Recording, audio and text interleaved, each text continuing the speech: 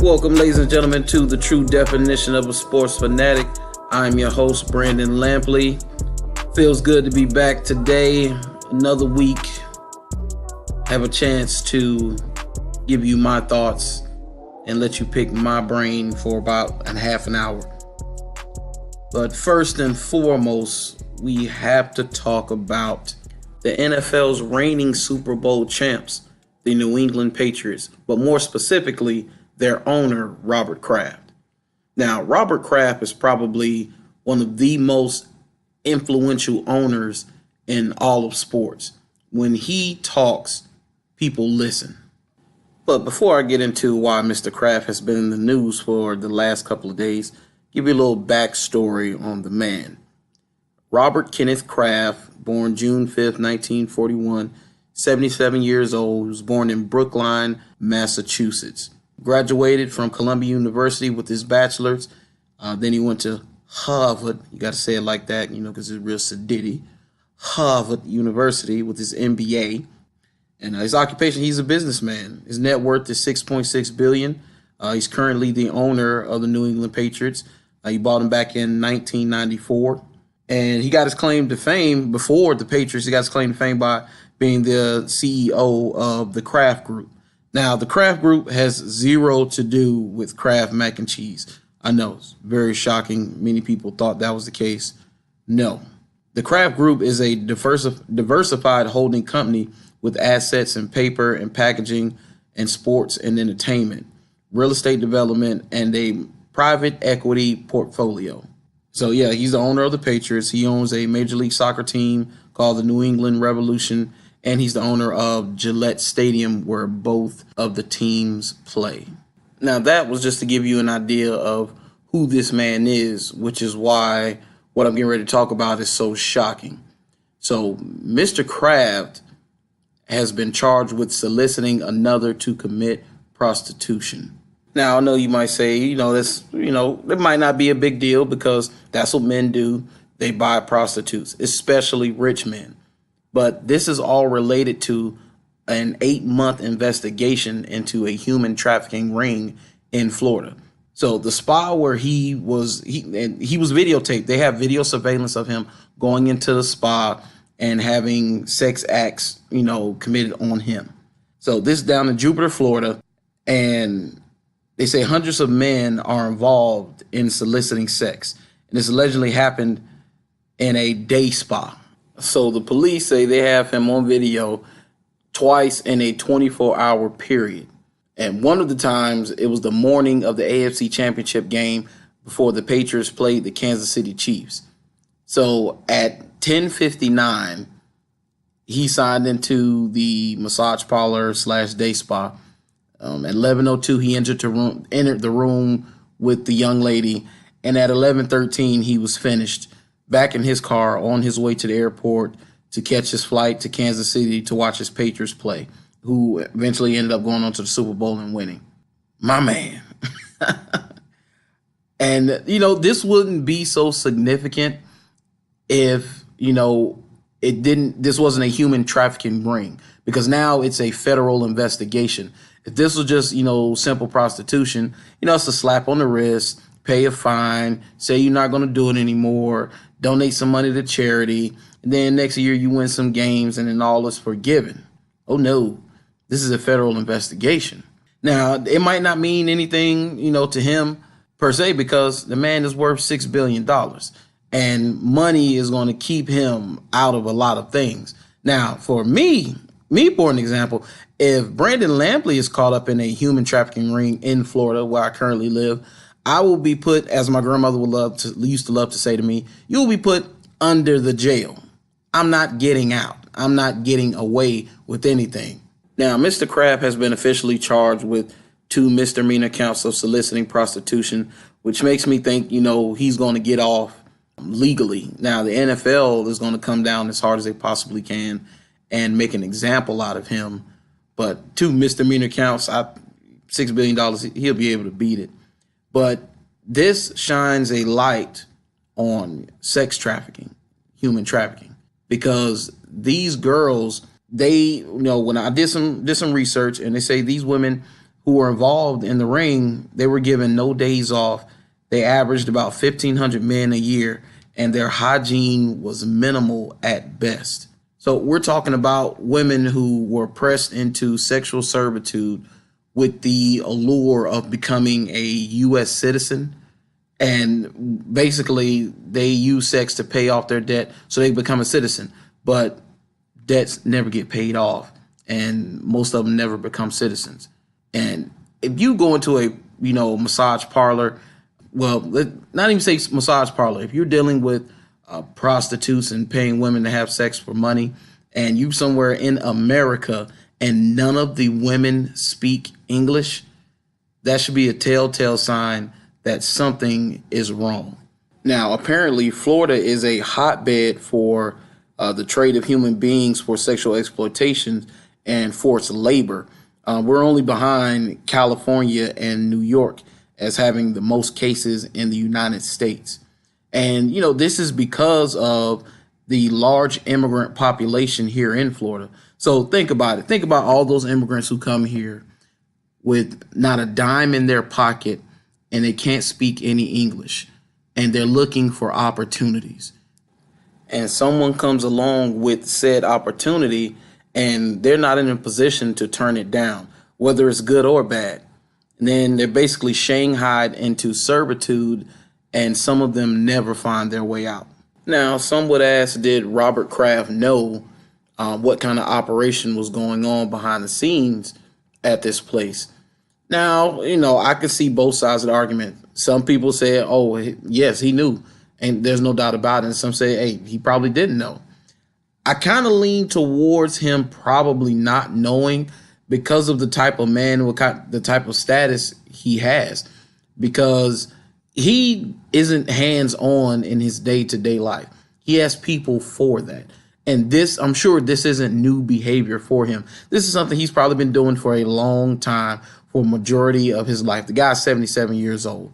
So he probably most likely thought that this was a place just like any other place that he's visited to, engage in these activities.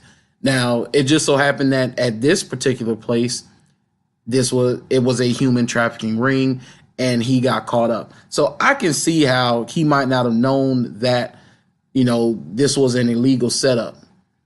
Well, illegal in the fact that this was human trafficking. Of course, he knows it is illegal. The only place where it's legal, I think, is in, Reno and Las Vegas. Other than that, it is illegal. Now, that's another story for another day, because I truly believe that prostitution should not be illegal, because if man or woman wants to sell themselves, sell their bodies for money, that's on them, because it doesn't hurt anybody. Think about it. The only reason that it's illegal is because the U.S. government cannot tax it. There's no way for them to tax it, currently anyway. That's the only reason that it is illegal. Now, you see how quickly weed has started to become legal is because now they come up with these dispensaries and they were able to tax it. But even if Mr. Kraft didn't know, I don't feel sorry for him, because at the end of the day, the man is still a billionaire. So he's facing now the NFL and the commissioner, Roger Goodell, who's very heavy-handed. So let's say worst case scenario is they force him to sell the team. The Patriots are currently worth about $1.4 billion.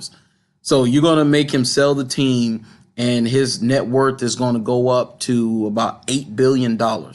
And I can see him now being chauffeured off into the sunset in a Bentley with suicide doors while eating a turkey sandwich with mayo and Grey Poupon, drying his tears with Benjamins. I will not cry for you, Argentina. Now let's switch it up just a little bit, but we'll stay in the NFL. Talk some news and notes from around the league this week. The Cincinnati Bengals placed their 2017 first rounder wide receiver John Ross on the trading block, and apparently one day after they did it, reports emerged that it was false and they never, put him on the trading block. Now, what that means to me is that they dangled John Ross. They spread rumors about it out. They spread rumors about him being available. and teams start pouring in with the offers, and they didn't like whatever the teams were offering for him. And so now they're coming out backtracking and denying that they want to trade him. I mean, that's what it sounds like to me. The Philadelphia Eagles won't tag Nick Foles. They'll let him enter free agency. And if you can't tell, I am super excited about that because, of course, the front runners to land Nick Foles is the Jaguars. Now, I'm not against it, but I would rather them sign a mid-level veteran QB as a bridge to the rookie quarterback that they should draft in the first round this year. Draft Kyler Murray or draft Dwayne Haskins, sign Teddy Bridgewater or Tyrod Taylor.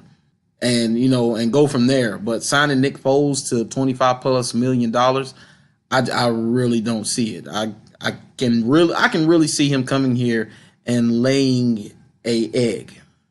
I really can. More news and notes. From the CFL, Johnny Manziel, who's been a waste of talent since he entered into the NFL. He was in the CFL this last year, and he was released by the Montreal Alouettes because he violated the terms that made him eligible to play in the CFL. Now, what this sounds like to me is that he wanted to get out of his contract with the CFL so he could either play in the XFL or the AAF. That's just me personally. I don't think he really got into any trouble or anything like that because he seems to have gotten himself back on the right path and gotten himself together. I just think he saw the AAF and he's like, that looks fun. I want to be a part of that. Or even the XFL with Vince McMahon. So, we'll see. Cowboys defensive end Randy Gregory has been suspended for all of the 2019 football season, for substance abuse once again. I mean, we're talking about a guy who was ridiculously talented at the defensive end position, and he's fighting real demons, just like Josh Gordon. I mean, this is more than addiction for guys like this. I mean, for a lot of people who don't know, when you come into the league, to come into the NFL, and you're not in the drug program, you get tested once a year. And you already know the date. Players know the date that they get tested once a year. So if you get busted on any substance, you have a problem because you know when the test is coming and you can't stop yourself long enough to pass the test. You have a problem. Now, once you enter into the drug, the substance abuse program, then the tests come randomly. You could be on vacation with your wife in Vegas and they come knock on the hotel room door 3 o'clock in the morning. Yes, I'm here to see Mr. Lampley. I need you to pee in this cup for me right now. And you got to pee in the cup right in front of them. And you have to report to them where you're going to be at, where you're going. And if you're not in place, it counts as a failed test and you will face consequences. And then even with that, one failed test doesn't result in suspension. You have to have multiple failed tests before you get suspended. Like I think on your third failed test, you get hit with the 4 games. On the 4th test, you get hit with the year. And anytime you get hit after that, it's going to be an entire year. So the Cowboys are going to support Gregory through this time. I hope he gets himself together because he's really struggling right now. Now, the Arizona Cardinals, their GM today came out, I guess, to, reassure people that Josh Rosen is their quarterback. And the way he said it, was pretty laughable. He said that, Josh is their quarterback for now, for sure. I don't know about you, but that sounds very reassuring. If I was Josh Rosen, I would go, to the owner and the GM, Steve, and I was like, oh, my God, thank you so much, Steve. I was up all night, all day. I couldn't sleep because I didn't know if you guys were committed to me. But after hearing your words in the news today about I'm your quarterback for now, for sure, it's a weight lifted off my shoulders. The monkey is off my back. Let's go win some games. Also, the NFL Competition Committee met Monday, and the biggest topic on the table was about expanding instant replay to review penalties and to review penalties that were called or were not called. Now, this is all because of a few New Orleans fans trying to make wine out of the sour grapes they've been eating on since the NFC Championship game. People, let it go. Please let it go. Because I told you, the calls balance themselves out. They didn't call you guys, they didn't call the Rams for pass interference, but they also did not call the Saints for a face mask on Jared Goff. Please let it go. Now, I don't see this happening for a couple of reasons. Number one, first and foremost, is that it's going to slow the game down.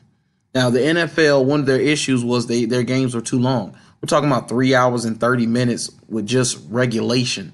Now, that isn't even including overtime. So now they've gotten their product, under 3 hours. We're talking 2 hours, 30 minutes, 2 hours, 45 minutes. And they're still trying to find ways to cut down on how long the games are taking. Adding more replay is going to make the game slower. That's the reason why baseball isn't as popular with the youth and it's a dying sport, because it's too slow. So that's why it's not happening. Another reason it won't happen is because you're going to put more pressure on referees and their officiating crews to make calls and get calls perfect. Now, they already have a ton of pressure on them, and there's no way to get rid of human error in the game. It's just not possible. And referees are part of the excitement of the game. Think about it. You're watching your favorite team, and you guys just hit a big play down the field. And think about the anxiety you get when you see that yellow hanky on the field. And you don't know whether it's against the opposition or whether it's against your team, and it's going to negate your current big play. I love it. I can't get enough of it. Now, of course, when it goes against you, you hate it, but it's a part of the game, and it makes the game exciting. Now, let's switch gears and talk some NBA. I want to start it off by congratulating the GOAT, Mr. LeBron James, on becoming top 10 in assists while also being top 5 in scoring. That is an amazing feat. Think about the offensive load he has to carry night in and night out. Nobody has done it better than LeBron James. Now, with that being said, that's where the positivity of this segment ends, because that's the only positive thing that has come out of LA in like the last, 2 weeks. They're in dysfunction. They lost the other night to the Memphis Grizzlies, and in the waning moments of the game, the Grizzlies were up by 4, and James drove to the basket, and Joakim Noah took a charge, and it was offensive foul on LeBron James, which pretty much ended the game. And what's significant about that is Joakim Noah is still in the league. Shocked the crap out of me. I didn't even know the dude still played basketball, period. I mean, good for him, man. I thought he was out of the league. The man with the wispy hair and the beige rage scowl on his face. Good for him. Keep getting them checks, dog. But now with that loss, the Lakers fall to 11th in the West. And now it's really an uphill climb to get into the playoffs. Where I told you even if they get to the 8th seed, that gets you 2 more weeks of basketball because you're getting put out by the Warriors in the first round. It's happening. Now, overall, as a team, they are not playing well. They don't look good. Now, LeBron himself in particular, it's clear that he's out of shape. He's not in basketball shape. He looks to be overweight. He's giving minimal effort on defense. Not even just one-on-one defense, even team help defense. He's not giving much effort. It's just a bad look for him and the team overall. But they're in this space now because of the trade at the trade deadline that didn't happen with Anthony Davis of the New Orleans Pelicans. So now basically LeBron has the task of trying to gain the trust back of a young locker room who he basically was going to trade for Anthony Davis. Now, I know a lot of people say he was going to trade for him, but Magic Johnson was going to trade those boys away. And a lot of people say, well, LeBron's the GM anywhere, wherever he goes. It really doesn't matter to me. I don't care. I don't buy into that, and I don't feed into that. Players play, GMs manage, owners own, and coaches coach. Now, LeBron did say something that I agree with. He said basically that if, you can't handle the distractions and the outside noise, then the Lakers franchise isn't for you, because it's Showtime Lakers. The circus is always in town, from the on the court to off the court to the media, to the big personalities, the stars. The circus is always in town. So what these young men have now found out, that this is a business. At the end of the day, you're paid to play basketball, and this is a business. And your contract really means nothing, because they can move you at any given time. And they have to face that reality. But I also see it from their perspective as well. Dude, y'all just tried to trade me for Anthony Davis. I really don't want to hear anything you guys have to say, because you don't want me anyway. Now, me personally, that wouldn't stop me from going out every night and giving my all, because every time you step on the court, it's an audition for either your current team or your next team. And now the best thing for those young men to do is control what they can control. You can control your effort and your level of play night in and night out. So go out, put your head down, play lights out, help the Lakers get into the playoffs, and you will raise your individual status going forward. Now let's switch it up, but we'll stay in the NBA and we'll talk about Russell Westbrook and the incident he got into with a fan when the Oklahoma City Thunder played against the Denver Nuggets. Now, during this incident, Russell Westbrook is out of bounds and he's getting ready to inbounds the ball. And a young fan, looks like he's between the ages of 9 and maybe 12 years old. And he just hits Russell Westbrook on the arm. And, anybody hits you and you don't see him, your first reaction is to turn around and see who hit you. And even Russell admitted, he said that he didn't know it was a kid. So when he turned around, he saw it was a kid and he acted accordingly. And he handled it with grace. He spoke to the dad. He spoke to the son. He said he used it as a teaching moment for both dad and son. Now, I didn't like the way the mom and the dad reacted when the son touched Russell Westbrook. I don't care how much you pay for your tickets. I don't care where your seats are. I don't care what your status is. I don't care who you are. You should not touch the players. You're not at the zoo. They're not animals, and you cannot pet them. Keep your hands to yourself. Now, what if Russell Westbrook would have turned around and gave that boy a shot of NyQuil, just put him to sleep? Just put him straight to sleep. Then what? Thank God that he didn't. But the parents, they just sat there, all smirking like, oh, yes, that's our little Timmy. Man, Timmy gonna get beat up. Now, had that been an adult who touched Russell, and I really wish that was an adult, Brody would have turned around and gave dude all that he can handle. I truly believe that. He had an incident last year where they played against the Utah Jazz in the playoffs, and he's walking to the locker room after they lost to the Jazz, and the fan reached out and touched him. And before dude could really get his hands on him, karate chopped dude's hands and was about to go at him, but officials grabbed him and took him back to the locker room. And he talked about it. He said fans have too much leeway. They're getting closer and closer to the court. And it's very dangerous because you don't know anybody's intention. They get searched. They go through metal detection. They get searched before the game. But who knows what somebody has on them and what their intent is when they get close to one of these players. Now, these incidents are very few and far in between.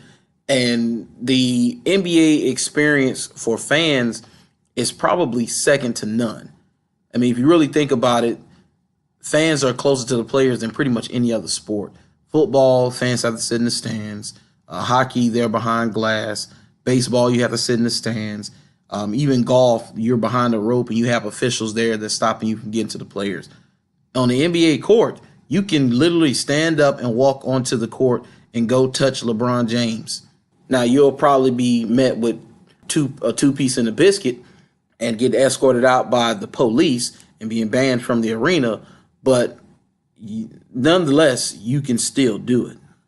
And hopefully this is a teaching moment for the NBA, because even though the incident was minor, it still shows you that this kid could have did anything he wanted to Russell Westbrook within that moment, because Russ had his back turned to him. I mean, you never know about these kids today, man.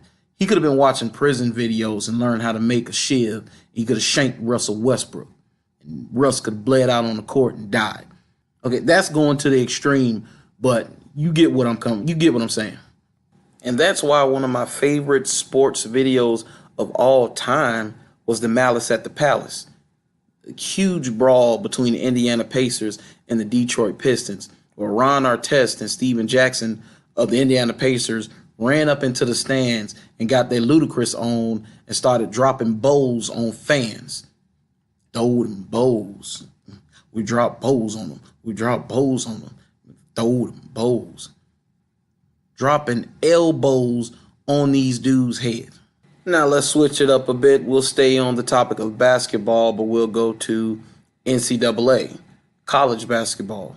And we're going to talk about the college freshman phenom, Duke small forward Zion Williamson. Zion, 6'7", 285 pounds. Kid has like a 45-inch vertical or something crazy like that. You know, jump out the gym, just incredibly powerful athlete. He's been billed as the next LeBron, which I don't see a whole lot of LeBron in him. I see more of Charles Barkley and Sean Kemp because he's so explosive. But last week against University of North Carolina, which I talked about in my podcast, my last show, how the tickets for that game were Super Bowl prices just to see Zion. And it was star-studded. You had Obama and Spike Lee in the house just to see Zion. But during that game, 33 seconds after tip-off, Zion blew out one of his shoes and sprained his knee. Now, they say the sprain is a grade 1 sprain. It's not very serious. And when he's healthy, he's going to play again for Duke. Now, I already talked about it, how these guys aren't getting paid. And if I'm Zion's father, and I've heard that Zion, he's a nice kid, he's humble, you know, he loves the game and he wants to play. But if I'm Zion's dad, I'll tell Zion, I say, hey, son, I'm going to support you in whatever decision that you make. But if you want to shut it down and prepare for the NBA, I'm all for it, because you have nothing else to prove on the college level. Now, yeah, you can go out and, you know, win awards, you know, win in national championship in the NCAA tournament. All of that is fine and cool. But, you know, no one really cares about NBA stars winning national championships. So if Zion doesn't want to play anymore, I'm all for it. But, you know, Coach Krzyzewski already came out and said, the head coach of Duke, he already came out and said that once Zion is healthy, Zion said he's going to play. That's fine. But like I've said, and I will continue to say, these players should be paid. I think Zion has an insurance policy, you know, to insure him against injury, just in case he gets injured and he can't play in the NBA. And the insurance policy is like for $8 million. Now, for me, that's amazing. I'll take that any day of the week. But to a kid like Zion, who's going to step on a NBA court and already be worth $100+ million, that's nothing. That's a pittance, is what it is. I mean, these boys should at least be able to profit off of their likeness. I mean, if you're not going to pay them a wage, then they should be able to sell pictures, be able to sell autographed memorabilia, and be able to profit off themselves in those different ways. But you're not allowing them to do any of that, all in the name of amateurism. I told you, that's a total farce. Now, the NBA and the NBA Players Union are in talks about taking away the 1 year that's required for players to be out of high school before they can enter into the NBA. So a player like Zion can bypass college and go straight to the NBA. Now, I was surprised like more players didn't go the route of playing international, you know, overseas for a year, then coming back and going to the NBA. You know, the allure of playing college basketball, the pageantry, the tournament, the notoriety, the fame. Some guys, want to be a part of that, but really get down to what it's really about. It's a business at the end of the day. And the players didn't turn it into a business. Owners turned it into a business. The NCAA turned it into a business. And fans, to a lesser degree, also turned it into a business. You're doing this for money. Now, there's some guys who will do it straight for the love of it. And they'll go out there and they'll play and they don't have to be paid. But those are very few players. Don't get it twisted, ladies and gentlemen. Your favorite player or whoever you like or whoever you think is so passionate about it, take away their contract today. I guarantee you it's only a small, and I'm talking about a small percentage, that are going to play for no money at all. Don't buy into the hype. And once again, ladies and gentlemen, we have come to the end of my show. I had so much fun recording today. This is a record show for me. This is the longest show I've done so far. Had to take a break in between, but finally done, finally got it out. Please make sure that you like, subscribe, and share. Please do so. Share with any and everybody. And remember, you can find me on a multitude of social media platforms. Just search my name, Brandon Lampley. Hey, message me, let me know what you want to hear. Let me know what you think of it, whether it's good, whether it's bad, whether you're indifferent. Doesn't matter. I told you, come on and debate me. I ain't got nobody to come and debate me yet, man. You sound like you guys are scared. Everybody want to talk about, LeBron not being the GOAT. Well, come on, bring me your GOAT and I'll break it down for you. But until next time, I will see you guys later. Peace.